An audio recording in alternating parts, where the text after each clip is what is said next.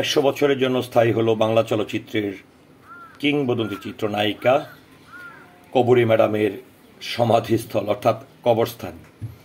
তো এটি শোনার পর অনেকেই প্রশ্ন করতে পারেন যে তিনি তো 2021 সালে করোনায় আক্রান্ত হয়ে পৃথিবীর মায়া ত্যাগ করে চলে গেছেন। তো সেই জায়গায় এসে এই 4 বছর পরে কেন আমি বলছি যে 100 বছরের বন্দোবস্ত হয়েছে বা স্থায়ী হয়েছে ওনার সমাধিস্থলটি, এটি বলার কিছু কারণ আছে। তো প্রথমে একটু আপনাদেরকে জানিয়ে দিতে চাই যে এই জনপ্রিয় এবং কিংবদন্তি অভিনেত্রী কবরী ম্যাডামকে সমাহিত করা হয়েছে ঢাকার বনানীস্থ কবরস্থানে এবং সেখানেই তিনি চিরনিদ্রায় শায়িত আছেন।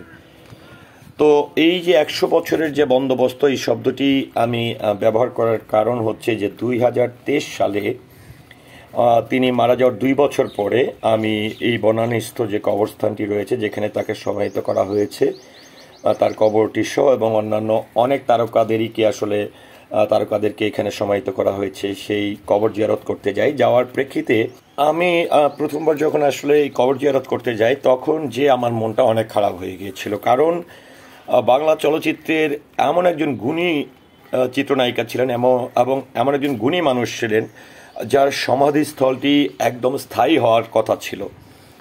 এবং সেটি হচ্ছে যে আমি যেই দৃশ্যটি দেখেছিলাম সেটি হচ্ছে যে এই সমাধিস্থলের যে ফুলের গাছগুলো রয়েছে সেই গাছগুলো তো তেমন পরিচর্যা নেই, তারপরে সাইনবোর্ডটিও খুব একটা লক্ষণীয় না। তখন এখানে যারা কেয়ারটেকার আছেন বা যারা এই যে সমাধিস্থলগুলো বা কবরস্থানগুলো পরিচর্যা করেন তাদের সঙ্গে একটু কথা বলি এবং জানার চেষ্টা করি যে আসলে ওনার মতন একজন গুণী শিল্পীর সমাধিস্থলের এই অবস্থা কেন। তখন আসলে আমাকে যে বিষয়টি জানিয়েছিল যে আসলে যেখানে তাকে সমাহিত করা হয়েছে কিংবা যেই কবরে তাকে সমাহিত করা হয়েছে সেই সমাধির স্থলটি অস্থায়ী, যার ফলশ্রুতিতে যে এই আপনারা লক্ষ্য করছেন যে এই পুরো কবরস্থান জুড়ে যখন আমি হেঁটে আসলাম বা এই ভিডিও চিত্রের মাধ্যমে যে প্রত্যেকটা কবর প্রায় ম্যাক্সিমাম 90% কবরগুলো একদম বাঁধানো, সুন্দর পরিষ্কার পরিচ্ছন্ন, নেম প্লেট লাগানো, কিন্তু এই যে বাংলা চলচ্চিত্রের অহংকার গুণী অভিনেত্রী তার কবরটিতে এসে একদমই আমার মনটা ছোট হয়ে গিয়েছিল, কারণ এখানে এসে ফুলের গাছ, এখানে এসে সাইনবোর্ড, কোনো কিছুই সঠিক ছিল না।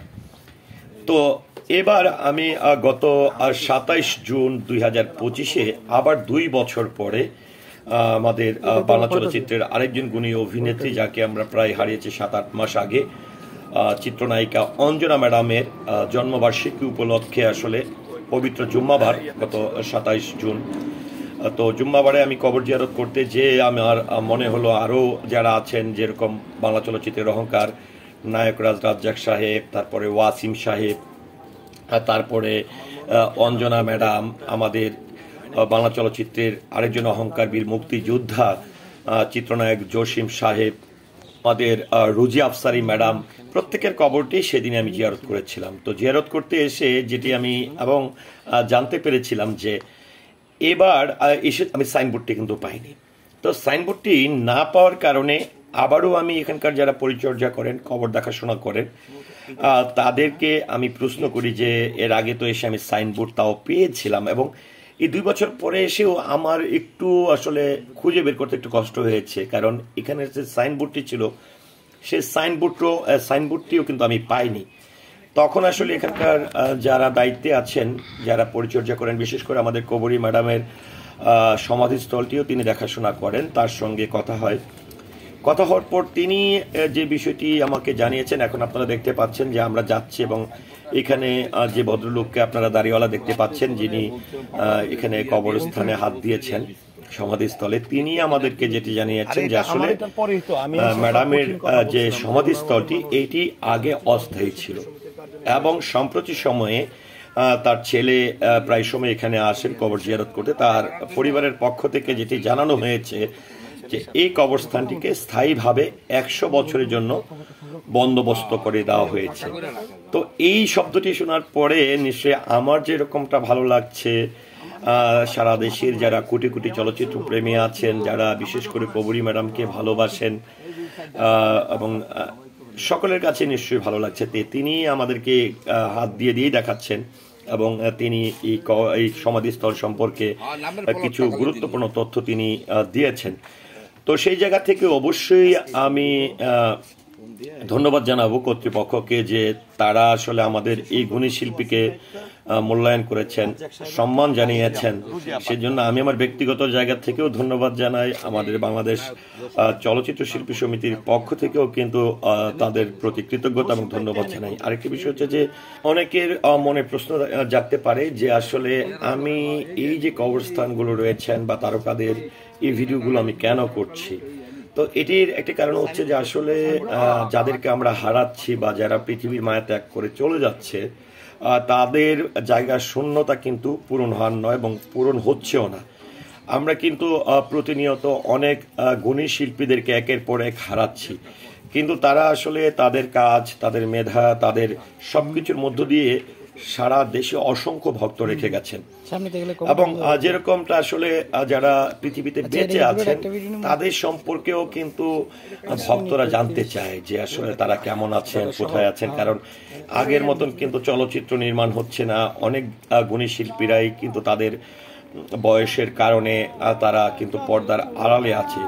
তো এই যারা চলে গেছে পৃথিবীর মায়া ত্যাগ করে, অনেকের কিন্তু এটাও ইচ্ছা হয় যে আসলে আমার প্রিয় তারকাকে কোথায় সমাহিত করা হয়েছে, একটু যাই ওনার কবরটি একটু জিয়ারত করে আসি, একটু দোয়া করে আসি। তো সেই জায়গা থেকে আমার যেটি মনে হয়েছে যে আসলে আমরা আমাদের গুণী শিল্পী সম্পর্কে যদি আমরা তথ্যগুলো তুলে ধরি, অ্যাটলিস্ট তাদের যারা ফ্যান ফলোয়ার আছেন, তাদের যারা ভক্তরা আছেন, তারা সঠিক তথ্যটি পাবে। আজকে এমন হতে পারে যে আমার এই ভিডিওটি দেখে প্রায় সময় অনেকেরই আত্মীয় স্বজন বনানীস্থ কবরস্থানে আছেন এবং অনেকেই এই গুণী অভিনেত্রীকে শ্রদ্ধাভরে স্মরণ করেন, কিন্তু তারাও জানে না যে আসলে এখানে চিরতরে ঘুমিয়ে আছেন এই শ্রদ্ধাভাজন এবং গুণী শিল্পী। তখন দেখা গেছে যে তারাও হয়তো বা তাদের পরিবারের কবরের পাশে দোয়া পড়ার পরে কিংবা কবর জিয়ারত করে চিন্তা করতে পারে যে যাই, আমার প্রিয় তারকা, পছন্দের একজন চিত্রনায়িকা ছিলেন, তার কবরটা একটু জিয়ারত করে আসি। তো সেই কারণেই আসলে আমি এই তথ্যগুলো এবং এই ভিডিও চিত্রগুলো আপনাদের জন্য তৈরি করছি। তো সকলের কাছে অবশ্যই আমি কৃতজ্ঞতা জানাই, ধন্যবাদ জানাই এবং সারা দেশবাসীর কাছে এই গুণী অভিনেত্রী, বাংলা চলচ্চিত্রের অহংকার কবরী ম্যাডামের জন্য দোয়া প্রার্থনা করছি এবং আল্লাহ তাআলার কাছে তার আত্মার মাগফিরাত কামনা করছে এবং নিশ্চয়ই আল্লাহ তাআলা তাকে জান্নাত প্রদান করবে। এবং আমরা সবাই আমাদের প্রিয় মানুষের জন্য দোয়া করব, প্রিয় তারকার জন্য, প্রিয় নায়িকার জন্য দোয়া করব। সবার প্রতি আবারও কৃতজ্ঞতা জানাচ্ছি, ধন্যবাদ জানাচ্ছি আমার ভিডিওটি সঙ্গে থাকার জন্য। আর অবশ্যই আমি রিকোয়েস্ট করব যারা আমার ভিডিওটি দেখছেন, আমার এই ভিডিওটি শেয়ার করে সারা দেশের চলচ্চিত্র প্রেমীদের কাছে পৌঁছে দিবেন, যাতে করে আপনার পাশাপাশি অন্যেরা ওই তথ্যগুলো জানতে পারে। ধন্যবাদ সবাইকে। আসসালামু আলাইকুম।